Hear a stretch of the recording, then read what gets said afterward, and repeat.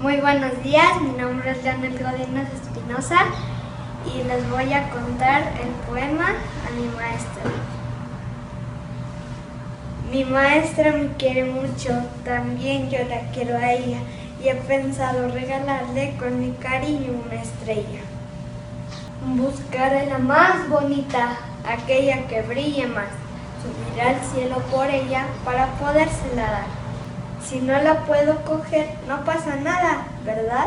La podremos mirar juntos cuando me vaya a estudiar. Y esa será nuestra estrella. ¿Te parece bien, maestra? Muchas gracias. Gracias por enseñarme y la quiero mucho. Un buen maestro puede crear esperanza, encender la imaginación e inspirar amor por el aprendizaje. Gracias, maestro Juan Jesús Ángeles Valdés, por dejar huella en cada uno de sus alumnos. Maestros, el día de hoy yo vengo a darles un mensaje. Por su gran esmero, por su gran trabajo. Los vengo a felicitar por su arduo trabajo, que a pesar de su cansancio, estrés y la distancia que nos separa, nos han enseñado a seguir nuestros sueños sin importar nada, que cada meta, que cada logro de nosotros también es una meta y un logro para ustedes, más para ustedes. Gracias a todos ustedes que siempre están ahí, en cualquier momento, en todo momento, para ayudarnos y apoyarnos sin importar nada. Para agradecerles esto, no hay palabras. Les agradecemos por su dedicación hacia nosotros. De verdad, muchas gracias a ustedes, maestros y maestras, que sin ustedes nosotros no haríamos nada. Gracias de parte de todos los alumnos. Gracias por su atención. Bonito día. Hola maestra Naye, por ser día de la maestra y el maestro, quiero desearle muchas felicidades. Gracias por enseñarnos, por ser buena maestra con nosotros. Le mando un abrazo y un beso. Señor, tú que enseñaste, perdona que yo enseñé, que llevé el nombre de maestra que tú llevaste por la tierra. Dame el amor único de mi escuela. Maestro, hazme perdurable el fervor y pasajero.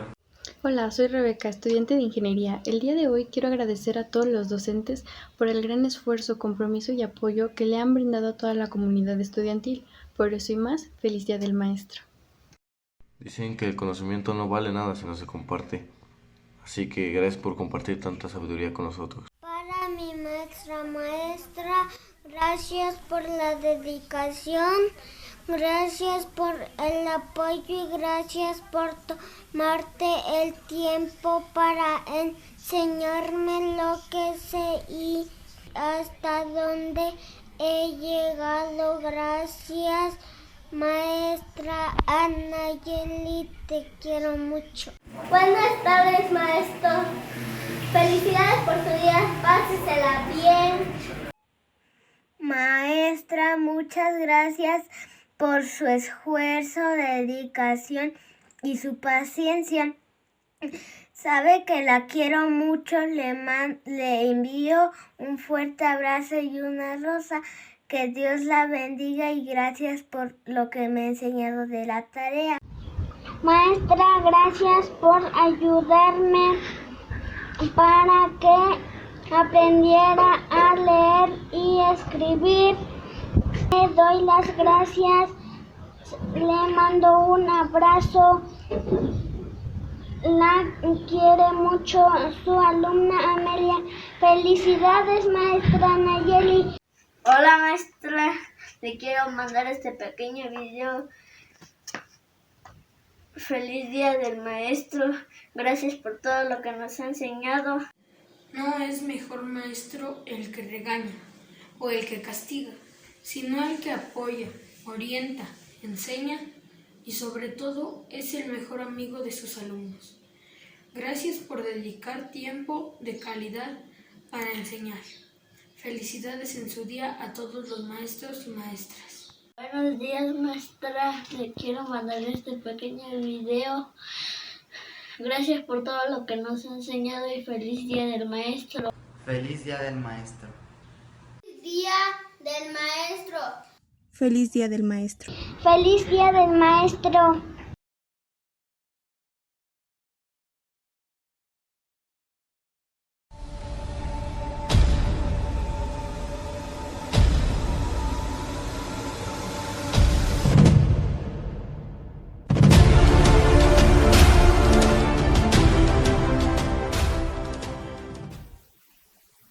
Un día como hoy, pero de 1867, México celebraba el triunfo de una batalla heroica al derrotar al imperio de Maximiliano. 50 años después, en 1917, nuestro entonces presidente Venustiano Carranza proclamó el 15 de mayo como el Día del Maestro para homenajear y agradecer su gran labor y desempeño. En el aniversario 103, el pasado 2020, se interrumpió este homenaje, ya que México y el mundo entero se encontraban enfrentando una nueva batalla, pero esta vez el enemigo no fue un ser humano. A semejanza del entonces emperador francés, porta una corona, pero su tamaño es microscópico, invisible a la vista de todos, letal y desconocido, capaz de entrar en nuestros cuerpos y destruirlos. Hoy, el ejército no se encuentra conformado por militares ni soldados, sino por maestros, profesores, docentes y asesores. Y su artillería no se compone de cañones, rifles, dinamitas, armas blancas o nucleares, sino por instrumentos y herramientas a través de las cuales se transportan grandes recargas del saber y del conocimiento. Pero sin duda, la mejor arma del escuadrón es la audacia y la vocación. Desde entonces, Editorial Unisán construyó este recinto y ha venido acompañando hombro a hombro, paso a paso, a los guerreros docentes para escudar la corona de la educación. Y hoy queremos conmemorarlos en su día en compañía de nuestro querido Ramiro Escoto y apreciado Juan Carlos Camacho. Bienvenidos sean a este espacio especial. Ramiro, muchas gracias. Ramiro, cuéntanos, platícanos, Híjole. ¿cómo has vivido estas 53 narrativas que llevamos al día de hoy? Es que es curioso, Adriana, Juan Carlos, creo que la experiencia de todos los días en cada narrativa que hemos tenido la oportunidad de compartir con la gente ha sido épica.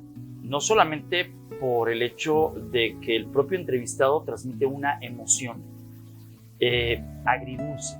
La primera de ellas, escuchar lo que en los 100 primeros días era incertidumbre, dramatismo, pérdida, ganancia, pero al tiempo también el reconocimiento que esa narrativa le llevó a ser no un maestro diferente ni un ser humano diferente, sino ser el maestro y el ser humano. Creo que Editorial Unisán, la iniciativa que has llevado a bien traer, no solamente ha evocado nuevamente subir en esta pirámide el lugar que merece el maestro, sino también a través de las narrativas, muchas de ellas novelescas, otras de ellas muy personales, otras de mucha fantasía, si me adelantas, pero encarna a ese ser humano que también es esposo, esposa, madre, hija. Vaya, yo sigo aprendiendo de esos maestros que nunca me han dado clase, pero me han dado a través de esas letras el mayor conocimiento detrás de esta pandemia que todavía aún y con la vacunación estamos viviendo. Claro que sí. Juan Carlos, tu experiencia, porque también has entrevistado a diversos guerreros docentes de múltiples circunstancias. A mí en lo personal me ha gustado mucho todo lo que ha venido siendo la evolución de Épica 100.100. O sea, de alguna forma me voy hacia el año pasado, hacia el 2020, cuando comenzaban a escribir estas narrativas, cuando comenzaban a llegar todo el tema de la respuesta que hubo de parte de los maestros. Fue muy interesante ver que quisieran participar, porque digo, no era como estaba la convocatoria, no era un reporte hacia la SEP ni nada por el estilo, sino era una narrativa literaria, era un tipo ensayo, poesía, cuento corto, ¿no? Entonces la manera como los maestros comienzan a adaptar sus historias, que nos empiezan a compartir, que comienzan a llegar, y que a un año de aquel momento, pues la realidad es muy diferente para muchos de ellos. A mí lo que me gusta mucho es todo lo que aprendieron, todo lo que ellos han evolucionado, la forma como enfrentaron estas batallas épicas, esta adversidad, el compromiso para con sus alumnos, el entendimiento para con los padres de familia, porque creo que ese es un elemento esencial que muchos de ellos han destacado, y esa, ¿cómo le podríamos llamar? Ese sexto sentido que pueden tener varios de los maestros, de los docentes, sin importar su edad, para percibir cómo se sentían los alumnos y la preocupación que tenían para poderlos ayudar a pesar de la distancia. Yo me quedaré con esas partes en este momento.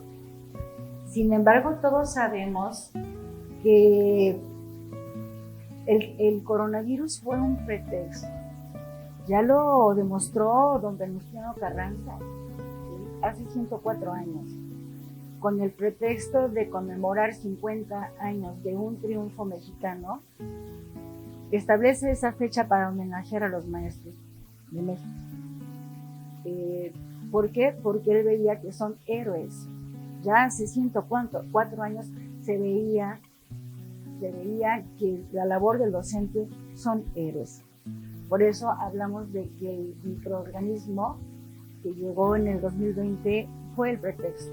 Sí, yo coincido totalmente contigo, porque la historia marca eso que yo decía, lo regresa a la pirámide, porque en aquel entonces solamente había 3 figuras, ¿no? El presidente municipal, el padre y el maestro. Entre esos 3, en la comunidad no solamente eran los jerarcas, los tomadores de decisiones, el sabio, el religioso y el señor justicia, ¿no? Sino que ahora estos maestros se volvieron eso, en medio de las adversidades tecnológicas que no estaban preparadas en muchos lugares a la llegada de un tema como este. Segundo, maestros que por su edad, la brecha digital estaba, estaban a un lado de la brecha digital, y ahora esos maestros aprendieron también de los alumnos para poder seguir dando clase. Creo que es verdad, los tiempos regresaron al maestro al lugar donde pertenece, que es en una de las escalas más importantes. También escuchaba yo en algunas narrativas el hecho de que algunos docentes estaban por claudicar ante la circunstancia, y no, pese a todo lo malo que podía venirse, le echaron todas las ganas. Algunos no percibieron sueldos, otros del sueldo que tenían lo aportaban para que los alumnos pudieran tener, aunque sea un teléfono celular, o pagar el internet para poder tener las clases.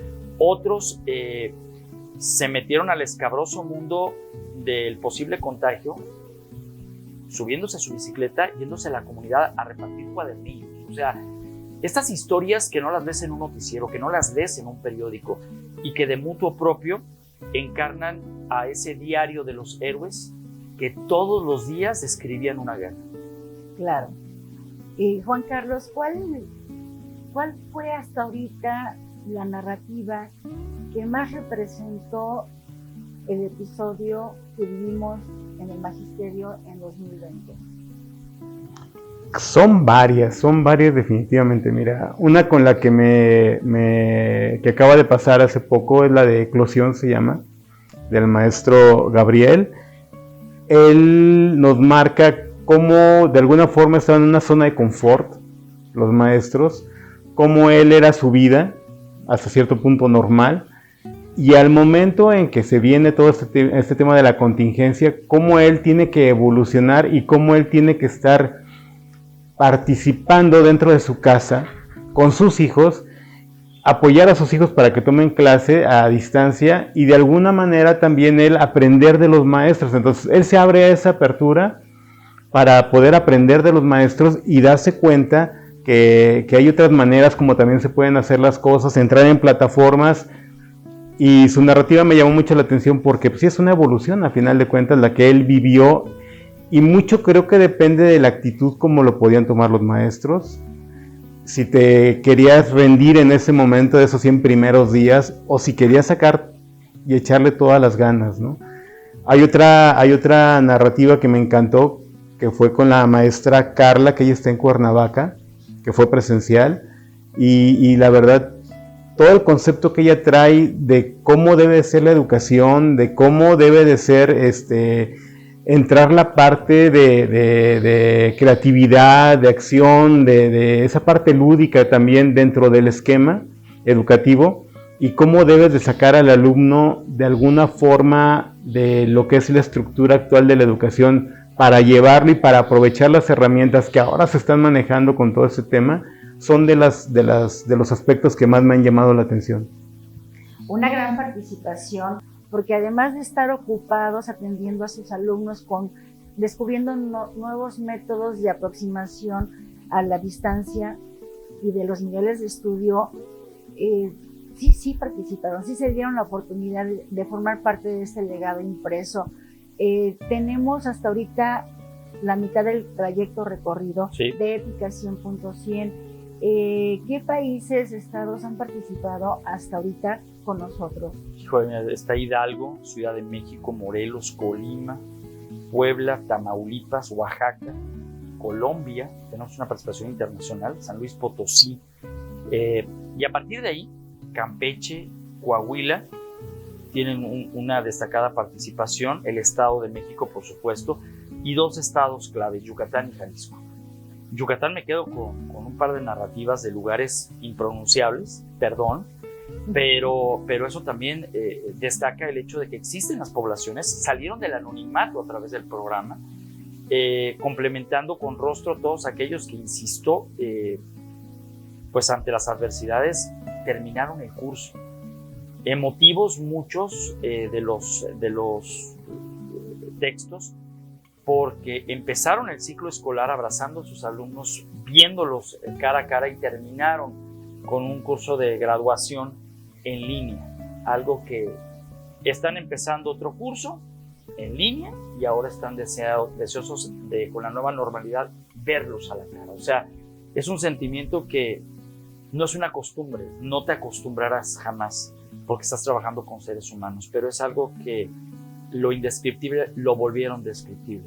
Un maestro, por ejemplo, que vio al coronavirus como ese enemigo fantástico, un hombre a quien yo tuve la oportunidad de entrevistar, un director de escuela, justo el día 30 de abril, o sea, el Día del Niño, y no fue casualidad, fue el número que le tocó de la narrativa que recibimos. Es decir, las casualidades existen, sí existieron, y era un maestro, director de escuela, insisto, cuyo héroe es Iron Man. Entonces, se me hacía como esta película ganadora de Óscares en donde el papá le dice a su hijo que no pasa nada cuando están en un campo de concentración. Y cuando los niños, en medio de su inocencia, estaban viviendo en medio de la zozobra, la muerte, el contagio, el colapso, y él, vestido de héroe junto con los demás maestros, luchando contra este ser invisible, pero a la vez ganando en el tema del conocimiento. O sea, créanme que el enumerar a los estados del país que han participado con sus narrativas me evocan el hecho de que, híjole, en el país hubo guerreros, en el país hubo maestros, en el país hubo alumnos, pero también hubo una parte fundamental, padres de familia, que también entraron al reconocimiento de los docentes.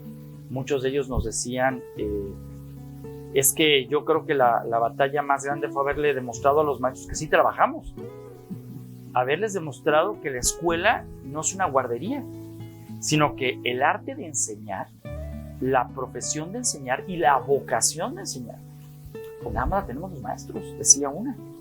Y había padres que trabajaban durante la madrugada y a las 2, 3 de la mañana se les hacía fácil agarrar el teléfono y marcarle al maestro y preguntarle sobre una tarea o sobre algo para explicarle al hijo. O sea, se involucró también a los padres de familia, que aprovecharon muchos de ellos a estar junto a los hijos aprendiendo una vez más. Entonces, creo que todos estos, no números, sino estos personajes caben perfectamente bien en la idea de la mitad de este proceso de reconocimiento en épica.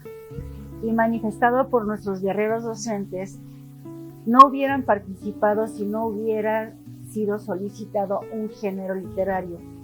Comentaban ellos detrás de cámaras que si hubiera sido un reporte o un informe, no hubieran participado, sí, no. Y que además no lo hubiera leído más que el sector educativo, que precisamente la motivación fue la libertad de escribir con sus matices muy personales. No me obligues a escoger mi estilo de narrativa. Yo quiero escribir poesía, yo quiero escribir comedia, yo quiero escribir tragedia, es mi libertad, porque estoy hablando de mí, de lo que yo viví. Y hablando de matices literarios, ciertamente podemos identificar aquí en Épica 100.100 y el público que ha seguido cada narrativa durante 53 episodios, que podemos distinguir al maestro o docente de Yucatán, de Jalisco, de México y de Colombia incluso. Sí, claro. Mira, hubo 47 cuentos cortos hasta ahorita lo que hemos presentado y 6 poemas. Yo creo, y creo que coincidimos, Juan Carlos, Adriana, que el acervo que se convertirá en parte de un libro impreso, pues también nos evoca a lo que nosotros tres, y quizá mucha gente que nos está haciendo el favor de ver, era la manera de aprendizaje a través de un libro. Es decir, a nosotros nos dejaban una tarea y a dónde íbamos, a la enciclopedia. Entonces, buscábamos por letra la asignatura o el concepto que teníamos y teníamos que copiar muchas veces. Primero leer la lectura de comprensión y después sacar un resumen o en otras ocasiones pues escribirlo. Cuando había más comodidad, pues ibas a la papelería y comprabas la cartita, ¿no? Y en la parte de atrás venía la descripción. O sea, así es. Este libro es un homenaje justamente para eso, para también recordar que no son maestros a la antigüita, es que también formamos parte de algo que en la letra impresa es indeleble y además es algo que en la historia, como los viejos pergaminos, siempre se conservan para consultar. Hay algo que aquí me interesa, perdón que interrumpa, mucho, es dos cosas. La primera es el tema de la creatividad y la emotividad de los maestros. Mis respetos. Hay un momento muy emotivo de uno de los maestros que dice, aún recuerdo todavía como una semana antes, unos días antes de que nos metieran en contingencia, llegó el papá de una de las pequeñas a las que le daba clase de historia en secundaria y dijo, maestro, le encargo muchísimo a mi hija. Y a la semana que sigue, el señor muere de coronavirus. Entonces el maestro se quedó así como con ese shock, ¿no? De decir, pues, de alguna forma me quedé o hice el compromiso de que le iba a cuidar. Entonces, ¿cómo la puedo cuidar y cómo puedo proteger de ella, ¿no? Y ahora con distancia, pues, estar enterado de alguna forma. Son como puntos muy emotivos. Otra chica, una docente, a mí me impresiona también el compromiso de los docentes jóvenes, qué bárbaros. Una docente joven, si mal no recuerdo, en Campeche, que ella se traslada 8 horas para llegar a su comunidad, entregar, como dice Ramiro, jugársela, entregar libritos y dar seguimiento con sus alumnos en esa comunidad remota y regresar otra vez a su casa.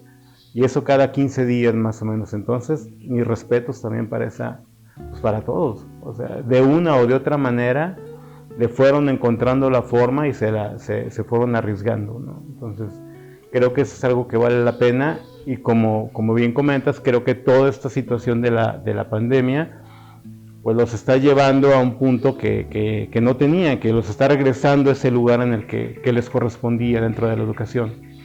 Y por otro lado, que están viendo la educación de una manera muy distinta. O sea, antes veíamos, o bueno, antes como que dábamos por hecho que educación era la escuela.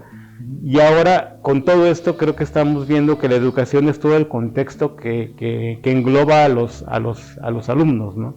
Son los papás, son los maestros, son muchas cosas que hay alrededor.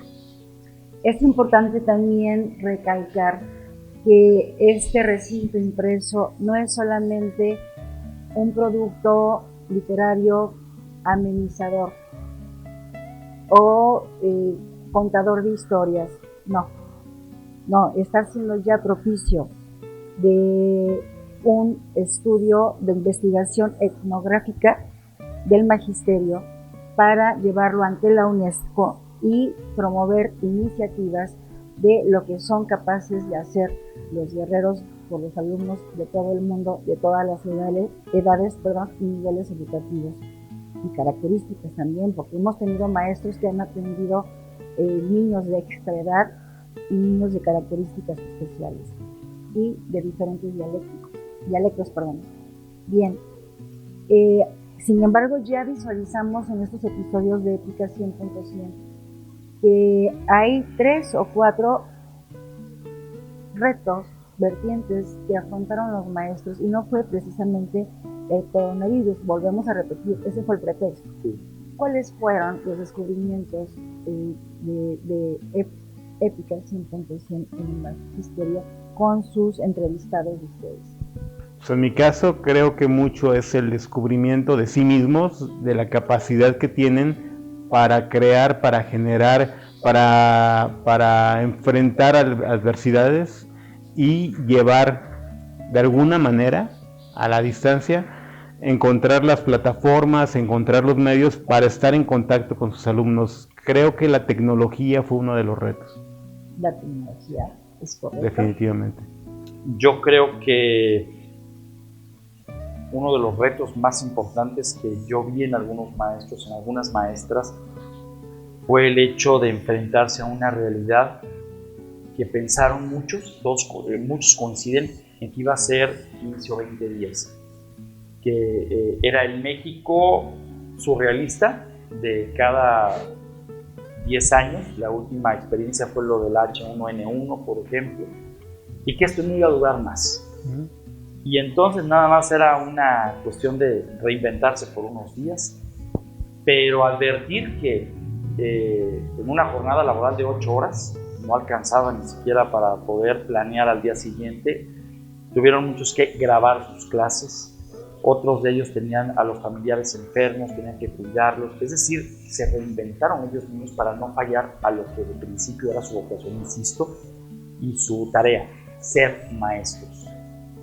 Algunos decían, no importaba si me pagaban o no me pagaban, porque ese no era un momento para perder, era un compromiso con los alumnos. Entonces, el gran reto para ellos era aprender a usar un teléfono celular con la cámara, un sistema de grabación, de edición, una plataforma para poderse conectar. Y una vez aprendido ellos, como cuando vas en el avión y te dicen, en caso de que se despresurice esto, primero ponte tú la mascarilla y luego ayuda al de al lado, ¿no? Esto tenía una razón. Dicen los maestros, primero tenía yo que ponérmela para después dárselo a los otros. Tenía yo que primero, como maestro, aprender como alumno para después llevar este conocimiento, pero tiene que ser rápido. No era a nivel curso de 2 semanas, 3 semanas, no había tiempo. Coincido contigo, el tema era tecnológico, pero también, insisto, no dejaban de ser esposas, esposos, no dejaban de ser padres de familia, no dejaban de ser humanos ante la tragedia que se vivía al otro lado de la casa, etc. Así es. Muy fuerte. Algunos maestros a ti te tocó que lloraban cuando escuchaban la lectura de lo que de su corazón salía. Otros que se reían a carcajadas porque decían, no sé cómo es que se me ocurrió escribir eso, ¿no? A 100 días. Así es. Y nunca me imaginé que a los 100 días, pues esto durara otros 265, ¿no? Entonces, creo que ellos mismos se descubrieron a sí mismos y este ejercicio muy padre también a nosotros nos concede no solamente como parte de la entrevista, sino también como parte de decir, hijo, yo lo hubiera podido hacer. O sea, esto es de vocación, definitivamente es de vocación. Entonces, ¿qué es lo que se aprende de esto? Que así como los médicos, así como algunos sacerdotes, el tema del maestro es vocación, 100%.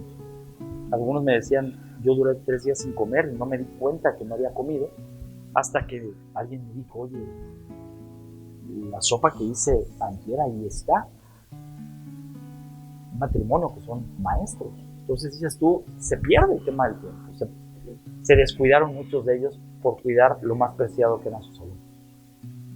Otro factor muy importante, y mencionan muchos que el más valioso, porque todos somos seres humanos, tanto maestros como alumnos, la parte emotiva. Para que el alumno no colapsara, adaptarlo a esta nueva forma de dar clases, dejar de recibir los abrazos y la presencialidad de sus maestros, extrañar las aulas y a sus amiguitos, y la situación que vivimos un caos la familia, porque no había más que una herramienta donde papá tenía que trabajar, quizás mamá también, a otro rato, varios hijos que necesitaban tomar sus clases. Fue un caos, conviviendo todos al mismo tiempo durante mucho tiempo, muchas horas con su familia. La parte emotiva también fue un reto que tuvieron que afrontar y saberlo cómo llenar y cubrir a la distancia a través de una pantalla, y a veces ni eso. Sí. Precisamente la parte económica tiene mucho que ver. Pequeños y familias que no tenían acceso ni siquiera a un celular, y a veces quienes lo tenían no tenían las capacidades o las recargas para poder recibir sus clases, y entonces ir a sus casas a tocar sus puertas y llevarles sus guías impresas. Pero peor te la platico, hubo un caso en el que decían, en casa el maestro tenía su celular y una laptop o una computadora, y cuando vino este colapso de todos en casa, pues de pronto los 3 hijos ¿cómo estudiaban? Cuando estaba muy limitado el tema de los equipos.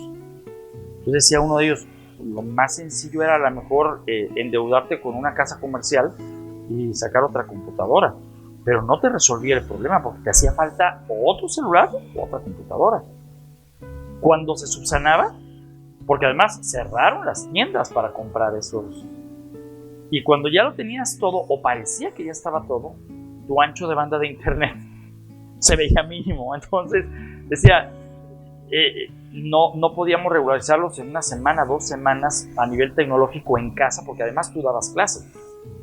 O sea, esto fue terrible y era un desgaste psicológico porque estabas concentrado en dar tu clase y de repente escuchabas el tema de mamá, se cayó el internet, o no puedo hacer esto, etc. Entonces dice, teníamos que estar como el malabarista, que no se te cayeran las pelotas y tratar de llevar un ritmo general, y eso anímicamente, vuelvo a lo mismo, los hacía todavía más héroes, más admirables, porque sacaron la casta, de verdad, y no importa de qué lugar estamos hablando. La desventaja venía para el de la gran ciudad, como el maestro rural.